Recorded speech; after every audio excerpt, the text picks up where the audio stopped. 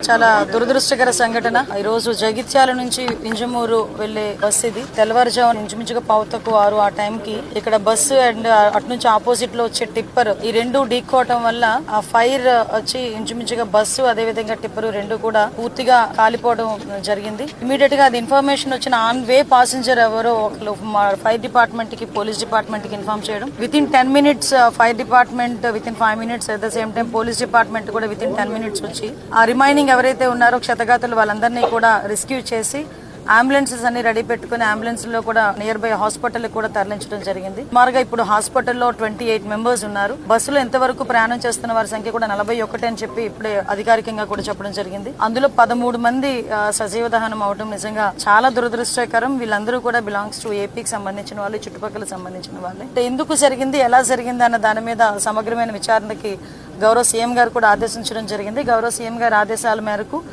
ఈ రోజు కేబినెట్ ఉన్నా కూడా ఇమీడియట్ గా అక్కడికి వెళ్ళమని చెప్పేసరికి నేను, అదేవిధంగా రాంప్రసాద్ రెడ్డి గారు, డీజీపీ గారు, మేమందరం కూడా ఇక్కడికి రావడం జరిగింది. క్షతగాత్రులందరికీ కూడా మెరుగైన వైద్యం అందిస్తాం. ఇప్పటి వరకు క్షతగాత్రులందరూ కూడా ఎటువంటి ప్రాణాపాయం లేకుండా అందరూ కూడా సేఫ్ లోనే ఉన్నారు. చిన్న చిన్న ఫ్రాక్చర్స్ జరిగినాయి. వాళ్ళందరికీ కూడా నియర్ బై గుంటూరు హాస్పిటల్కి కానీ ఎక్కడికైనా షిఫ్ట్ చేయాల్సి వస్తే కనుక ఇమీడియట్ గా షిఫ్ట్ చేసి వాళ్ళందరికీ కూడా మంచి వైద్య సదుపాయాలు కలిగేటట్టుగా మేము చూసుకుంటాం.